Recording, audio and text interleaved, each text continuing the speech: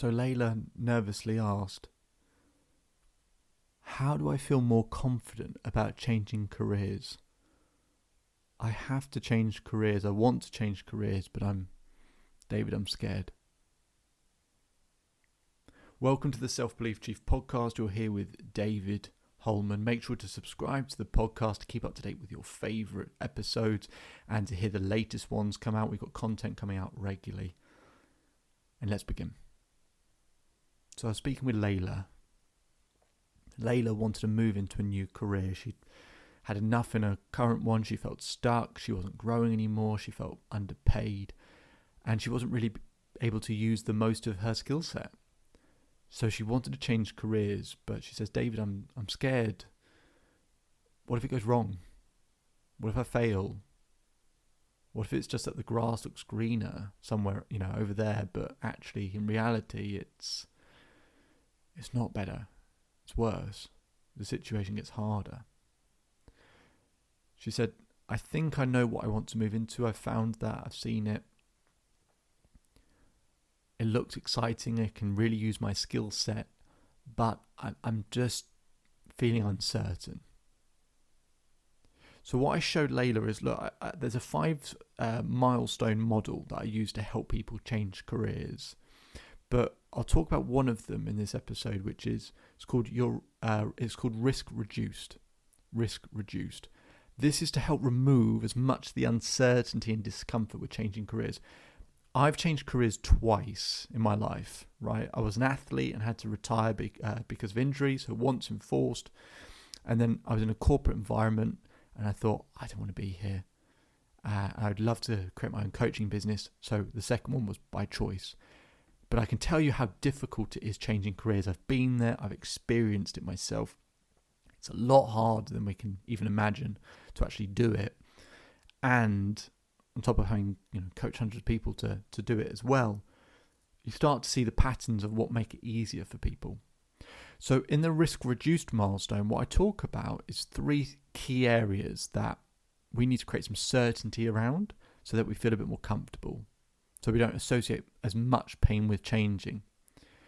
So the 3 areas are finance, relationships, and mental well-being. It's very likely that if you feel really stressed, really anxious about the idea of changing careers, even if you want to, at least in one of those areas you're worrying. Either that, well, what if something bad happens and I'm not going to have enough money? Or what if I, feel down or it has an impact on my relationships? Or what if, I really struggle to deal with it mentally and I start to feel really overwhelmed and uncomfortable and depressed? So it's likely in one of those areas. So you might want to start by, in each of those 3 areas, scoring how much certainty you have in each of them when it comes to the idea of changing careers, right? So for example, if you're really, really worried about money when it comes to changing careers, then your certainty might be at a 2 out of 10. If you actually feel pretty good about your relationships, that they're not going to be affected by changing careers, you might say an 8. And then your mental well-being, if you're not really sure, you might say a 5. So scores like that. So when you're thinking about changing careers, how do you feel in regards to finance, relationships, mental well-being, with regards to, how you feel making that change, and a score out of 10, just so we can see where there might need to be a bit of an adjustment. Now, I'll talk about each of them briefly. So with finance, I never advocate someone leaving a job unless they've got another one to go to, right? But sometimes it's an enforced change, isn't it, right? So sometimes you get made redundant, or it's untenable and you just can't work there anymore. Could be reasons, right? What we want to do is create some savings for a period of time. So ask yourself, how many months worth of savings do I need to kind of tide myself over that will help reduce my uncertainty? So you might say, you know what? If I've got some money that just allows me to get through 3 months without being paid, then that might be enough, and that gives me enough time to find a job. You might say 6 months, whatever it might be. Work out that number, and then start creating ideas in terms of how you can save. Now, some people go, David, there's just no way for me to be able to save any more money, and it's just not true. For example, do you know that households waste about £1,000 a year on food waste, right? On food they have to throw away, we waste about £1,000. There are loads of things, loads of little tiny things that we can do that actually equate to a lot of money, right? That you can start saving that money. So you can have a think about that. How many months of savings, and how can you start to create a bit more saving? Where can you sort of, just for a number of months at least, just reduce some of your expenditure? Okay. Then we talk about relationships. Now, people start to worry about the impact it might have on other people, and I totally get it.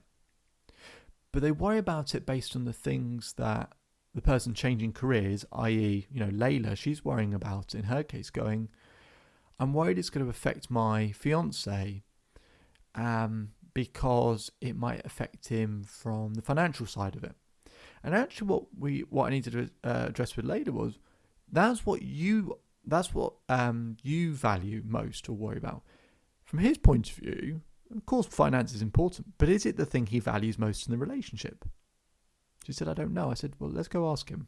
So she asked him, and she wrote down 3 things that he values in a relationship. And guess what? None of them were to do with money.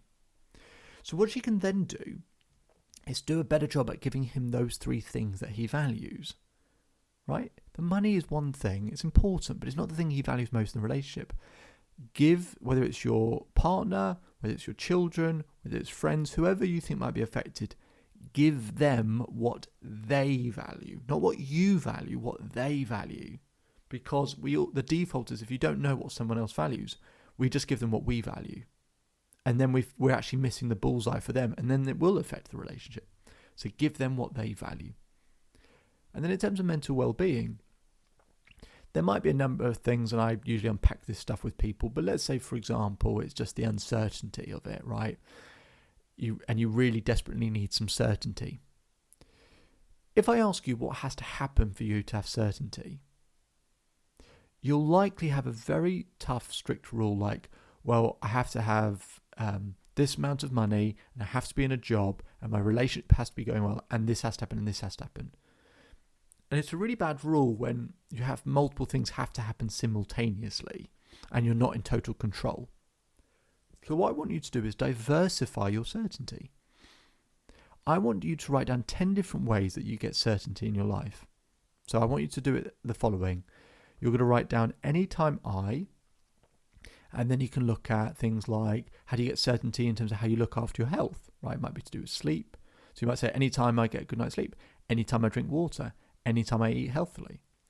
You might go into a different category. How do I create certainty in my structure and routine? Okay, anytime I schedule things, anytime I map out my week, anytime I write down my shopping list, etc.